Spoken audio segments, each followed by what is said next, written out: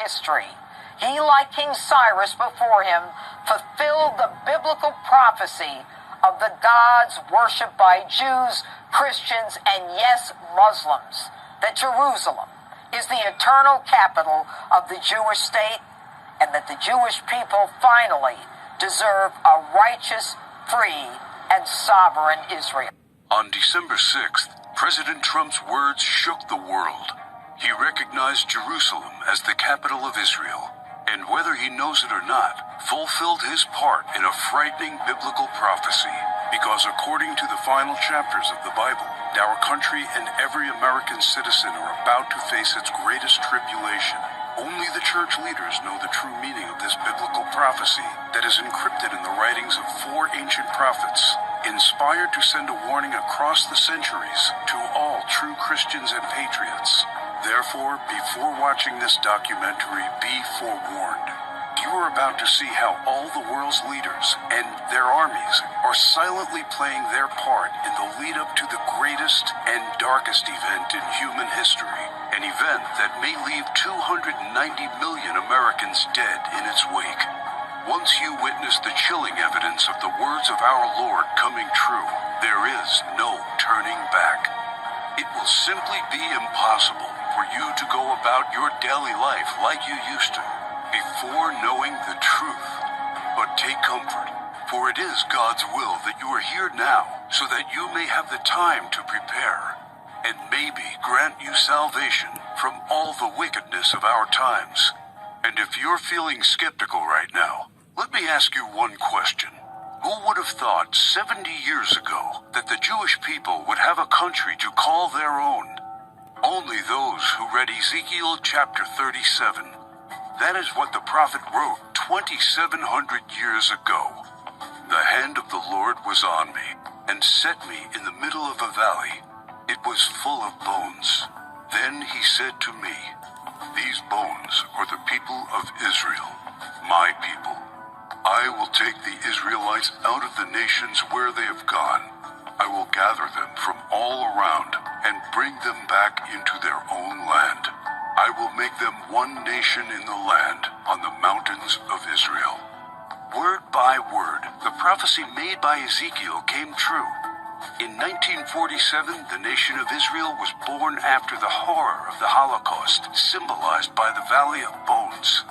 Scattered for more than 2,000 years, the Jewish people come from all over the world into this new state and made it an economic and military power. Yet, it was not whole.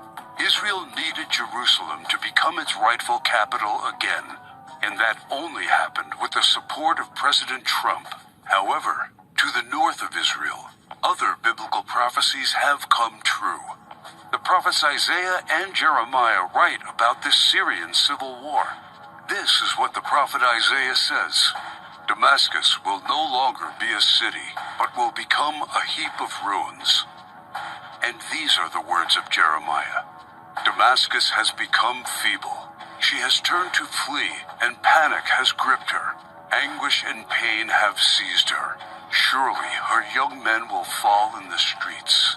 For 5,000 years, the capital city of Syria stood as one of the oldest and most prosperous cities in the world. But the civil war began in 2011 and turned it into a ruin. Not only do the prophets talk about the war, but also the refugee crisis and the deaths of its men fighting for one side or the other. The army of Syrian dictator Bashar al-Assad has been fighting the rebels backed by the United States, Israel, Turkey, Jordan, and Saudi Arabia, and ISIS terrorists. In 2015, Bashar al-Assad was at the brink of total defeat. Yet exactly at that time, another biblical prophecy was fulfilled. Ezekiel 38 tells of Russia coming to the border of Israel. The word of the Lord came to me: "Son of man, set your face against Gog of the land of Magog. I will turn you around, put hooks in your jaws, and bring you out with your army. In the latter years you will come into the land of those brought back from the sword, and gathered from many people on the mountains of Israel." One only has to look at the map of the world as it was known at the time of the prophet to understand. To the north of the Caspian Sea, we find the people known as Magog, inhabiting the land known as Rosh. Over time, the ancient name of Rosh became current-day Russia. Twice, Ezekiel says that Magog will bring his armies from the extreme north to the border of Israel. None other than President Ronald Reagan, a devout Christian, said many times he truly believed Russia to be Magog according to Ezekiel. What about the word Gog? Bible scholars agree that the word Gog is not an actual name but a title. He is the ruler of the land of Magog, like a king or a czar. Ezekiel clearly says that Russia will come to the mountains of Israel in the latter years. This happened in September 2015 and never before. For the first time in history, the Russian Army, Navy, and Air Force became involved in a war in the Middle East. According to Ezekiel, Magog's armies has several allies: Persia, Kush, and Gomer and Togarmah. Iran has been known as Persia for much of its history, during the time of the prophets and beyond. Right now, Iranian troops are on the ground in Syria, fighting side by side with the Russians and the forces loyal to the regime of Bashar al-Assad. Put and Kush are the ancient names of Libya and Egypt. Egypt and Libya both suffered civil wars, and the new leadership is very friendly to the Russians. But the greatest surprise is the land known to Ezekiel as Gomer and Togarmah. The historian Flavius Josephus references Togarmah and Gomer as the people that lived on the territory of present-day Turkey. In fact, Turkish history books identify these tribes as living on their land at the time of the prophets. 3 years ago, Turkey was a strong NATO ally, but everything changed after the failed coup attempt in 2016. Now, Turkey has become increasingly hostile to NATO and the United States. It forced NATO to remove forces from its bases. It's buying weapons from Russia. It fully condemned the idea of Jerusalem becoming the capital of Israel.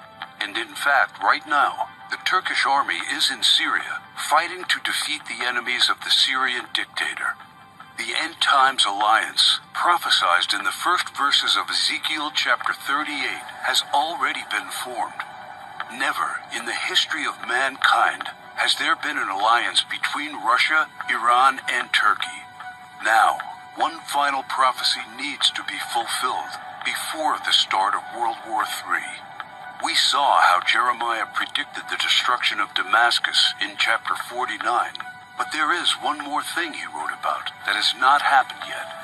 And I will kindle a fire in the wall of Damascus, and it shall consume the palaces of Ben-Hadad. Ben-Hadad is not an actual person, but a title. Just do one simple search online, and you will discover that Ben-Hadad is the ruler of Aram Damascus. While it is clear that Bashar al-Assad is the current ruler of Damascus, Aram is a region in Syria now known as Aleppo. The city of Aleppo was just recently recaptured by the regime of Syrian President Bashar al-Assad with the help of Iran and Russia. And Jeremiah says that soon his palace will be burning. How does this happen?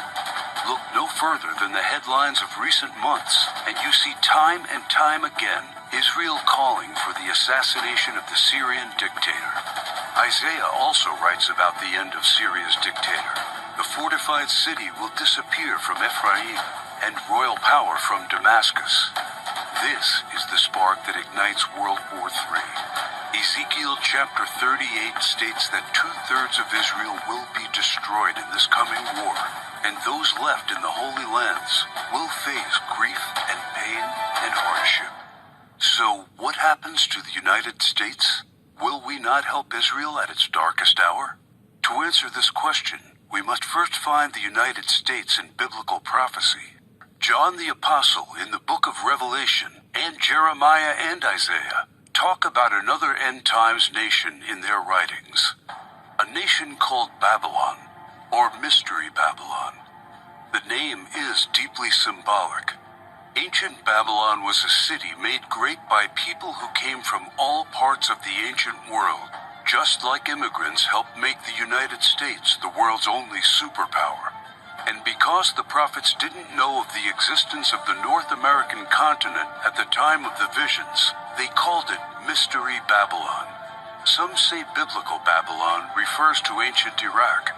But if that is true, why do the prophets see it as a nation surrounded by waters? O thou that dwellest upon many waters, abundant in treasures, where all who had ships on the sea became rich through her wealth, while biblical Babylon has plentiful access to waters rich in resources. Most of Iraq is a desert and has only a narrow stretch of coastline. Why do the prophets talk about pollution when in ancient Iraq there could be no such thing? Thou hast destroyed thy land. I have polluted mine inheritance, and have given them into thine hand. Babylon mounts up to heaven, and descends above the heights of the clouds. These metaphors clearly reference a nation that has discovered flight. It is obvious that Babylon, or Mystery Babylon, can't be ancient Iraq. But the prophets have more to say about this end-times nation. Babylon is hailed as a queen among nations, the lady of kingdoms. According to the prophets, Babylon reigneth over the kings of the earth. It is the praise of the entire earth, and an astonishment among the nations. It is a place of great riches, and the merchants of the earth are waxed rich through the abundance of her delicacies. In fact, the prophets say clearly that should something happen to Babylon, all worldwide trade would stop. The merchants of the earth will weep and mourn over her, because no one buys their cargoes anymore. It is the #1 military power, and it's called the hammer of the whole earth. Isaiah in verse 18, chapter 2, talks about how Babylon's beginning would be unique and awe-inspiring. America was created out of the former British colonies, a nation made out of many states just like the prophets foretold. Our ancestors were the first British colonists, and we speak their language. That's the reason why Jeremiah sees England like a mother to the U.S., according to verse 50, chapter 12. More so, the prophets talk about the lion that is on the sigil of the mother of Babylon. England uses the lion as its royal symbol. The last crew the prophets left us is incredibly accurate. The scripture often refers to Babylon as a woman. According to the book of Revelations, she sits atop water and has a golden cup in her right hand and a crown of 7 rays on her head. And the woman which thou sawest in that great city, which reigneth over the kings of the earth. The United Nations, in theory, reigns over all the kings of the earth and is situated in New York, the great city where you can see the Statue of Liberty. The statue is the most well-known landmark in the U.S. and the symbol of Babylon the prophets are referring to in their clues. So why, then, are they also calling it the Whore of Babylon? The sculptor of the Statue of Liberty was Auguste Bertoldi, a Mason belonging to the Great Masonic Lodge in Paris. Before beginning the Statue of Liberty project, Bertoldi was seeking commission to construct a giant statue of the goddess Ishtar. The Romans also adopted this fertility goddess, but they changed the name to Libertas in Latin, liberty in English. Libertas is the mythological equivalent of Ishtar. Therefore, the Statue of Liberty is in fact a statue of Ishtar, the Babylonian goddess of fertility, love, and sex. According to the ancient Babylonian rituals, one could only be purified of sin after intercourse with a temple priest or priestess of Ishtar. In return for this salvation, a gift offering was needed. Ishtar was the patron mother of the temple priestesses and priests. She was the mother of what we would call today prostitution. This is why Ishtar was seen by early Christians as the Whore of Babylon. And that is why the Statue of Liberty, the symbol of America, is also called by the prophets the Whore of Babylon. Do you think it is just a coincidence that the U.S., the home of the greatest and most famous statue of Ishtar, provides 65% of pornographic movies and adult entertainment to the world? Is it just another coincidence that this is the country where sexual liberation originated and spread to the rest of the world? It's not. It's just like the scriptures foretold. For all nations have drunk of the wine of the wrath of her fornication. The U.S. today has the most powerful economy and military, controls worldwide commerce, is proud and arrogant, has the most developed Air Force and space program, and it is the envy of the world. It houses the whore of Babylon. It reigns over the kings of the earth. And unfortunately for every living American, it is Mystery Babylon. This is what the prophets say about the great enemy of Babylon. For out of the north there cometh up a nation against her, which shall make her land desolate. They come from a far country, from the end of heaven, and the weapons of his indignation to destroy the whole land. Remember which country the prophet said was from the north? The same country that Ezekiel said will lead a great alliance of nations to the borders of Israel? If war happens, the United States must be the first target. That is why the prophets foretell that at the start of this war, Russia will unexpectedly use a very special weapon, the Weapon of Indignation, against the whole territory of the U.S., a weapon like which the world has never seen. The Holy Book shows how Babylon will feel the fury of this terrible weapon. This weapon will hit our entire country, and all our defenses will be in vain. Though Babylon should mount up to heaven, and though she should fortify the height of her strength, yet the spoilers come unto her. This weapon paralyzes our military and leaves it almost defenseless. How is the hammer of the whole earth cut asunder and broken? The mighty men of Babylon have forborne to fight. Their might hath failed. The broad walls of Babylon shall be utterly broken, and her high gates shall be burned with fire. She hath given her hand. Her foundations are fallen. Her walls are thrown down, because the spoiler is come upon her, even upon Babylon. And her mighty men are taken. Every one of their bows is broken. And after the attack, Babylon is left silent and in darkness.